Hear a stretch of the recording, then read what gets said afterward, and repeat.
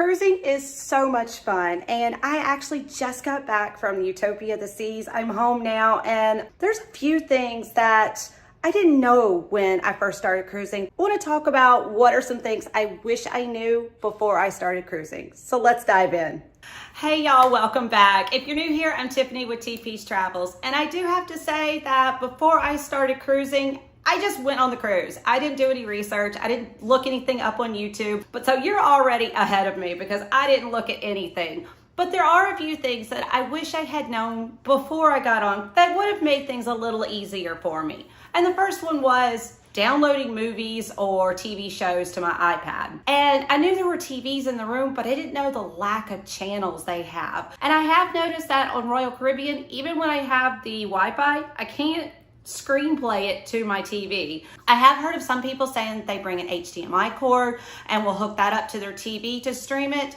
I haven't done that yet. If you have, let me know. Leave me a comment below. I would love to hear. Now, something else I didn't know before I started cruising was theme nights. I knew that they had like formal night, but I had no idea that they had white night, Caribbean night, or even 80s night.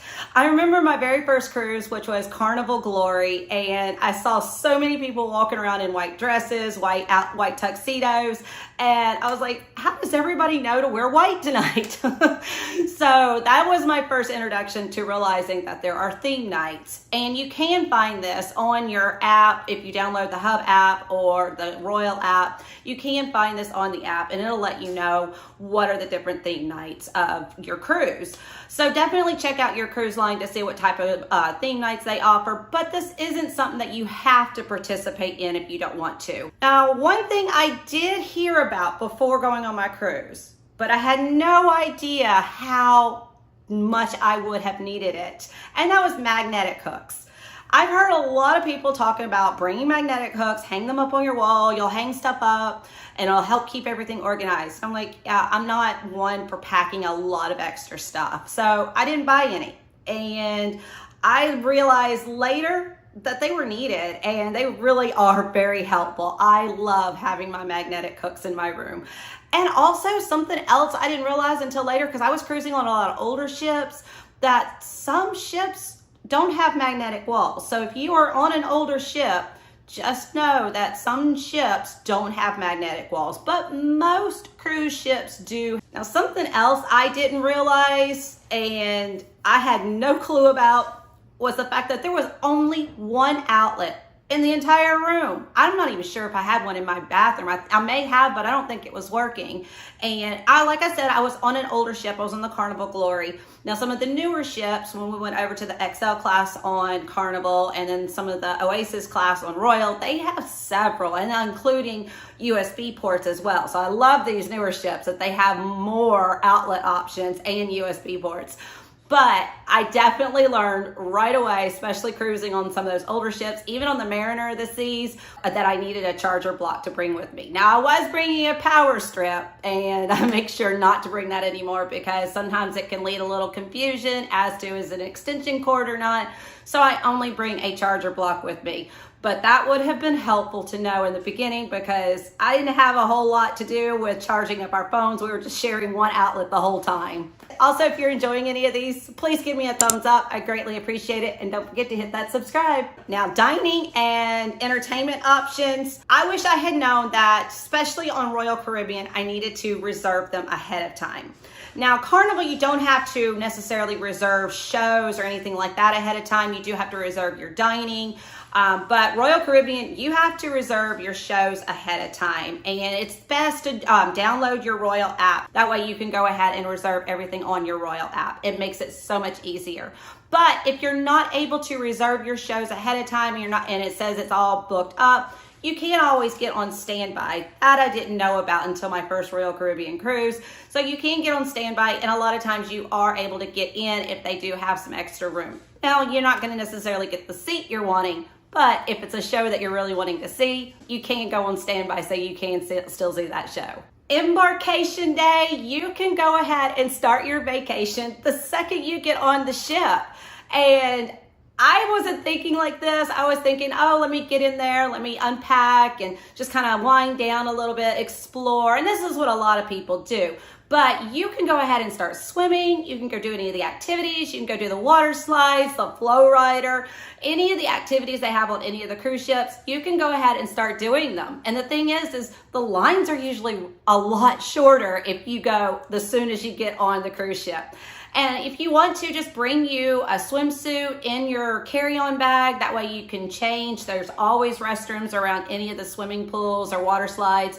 And you can change and go straight to the water slides, flow rider, zip line, any of those fun activities. Go play ping pong, anything. You can go ahead and start doing that. And there's less lines. The rock climbing wall, I had no idea. So I think I'm going to start taking advantage of Embarkation Day and just jumping straight in there and getting into some of those activities. Now that does lead me to the next thing that I'm going to talk about, which I did do. And that was bring a carry-on bag on Embarkation Day. I brought a carry-on bag, but I also brought my luggage too. I guess I was just so excited to get there that I just did not pay attention to the porters outside and I didn't check my luggage. So we actually got faster to the fun on our very first cruise. So not only were we there sooner, we were carrying our luggage all around the cruise ship with us, not realizing we could have checked it with the porter before we boarded the cruise ship. And it wasn't a big deal. But let me tell you, it makes things so much easier just carrying a backpack on Embarkation Day and not having to wheel your bags around the ship while you're trying to look at the ship or go eat. It just makes it so much easier to check your bags with the porter before you get on the ship. And they will have your luggage delivered to your room for you when your room is ready. So this is what I do all the time now. Now, over in the main dining room, this was actually something that one of my children told me that I could do that I had no idea about. You can actually order multiple items, like multiple appetizers, multiple desserts, multiple entrees. You don't have to just order one of each. Or you could go in and you can order just entrees or just desserts. We've actually gone in before and we have just ordered an appetizer and a dessert before. We didn't want any entrees. But you can do that and they don't mind. Now, there are some cruise lines where they're limiting how many entrees you get, like maybe 2 free entrees and the third one they'll start charging. But definitely ask them if you're wanting multiple entrees. Plus something else if you're going to the main dining room. And you know that a lot of times they will rotate those menus out. If you didn't go last night and it was something you wanted, maybe you wanted the lamb last night or the spaghetti or whatever they had last night, and they don't have it on tonight's menu, you can always ask if they still have that available and if that is something they can accommodate. Sometimes they can, sometimes they can't, but it doesn't hurt to ask. So just a tip there. Let me know if you've ever done that. I would love to hear because I've never done that before, but I've just recently found that out. Leave me a comment, let me know. Now also, I did not realize that they had complimentary breakfast. So I definitely make sure to take advantage of the complimentary breakfast. You can get complimentary cold food breakfast like cereal, fruit, yogurt, also oatmeal and grits, anything like that. Muffins. You can get all of this complimentary coffee delivered to your room first thing in the morning.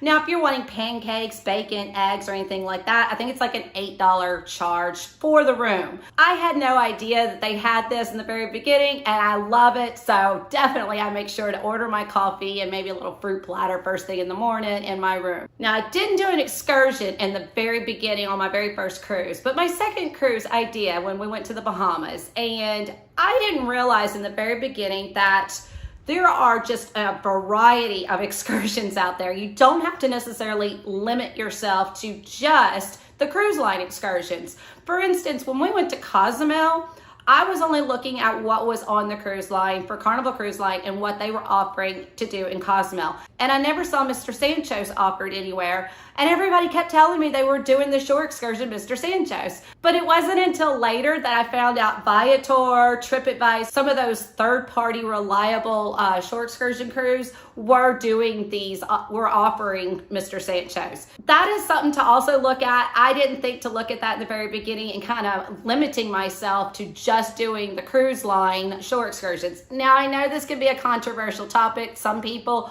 only want to do the cruise line so that you can make sure that you get back on time. I totally understand. I'm 100% there with you, especially if I'm in another country sometimes, depending on where I am.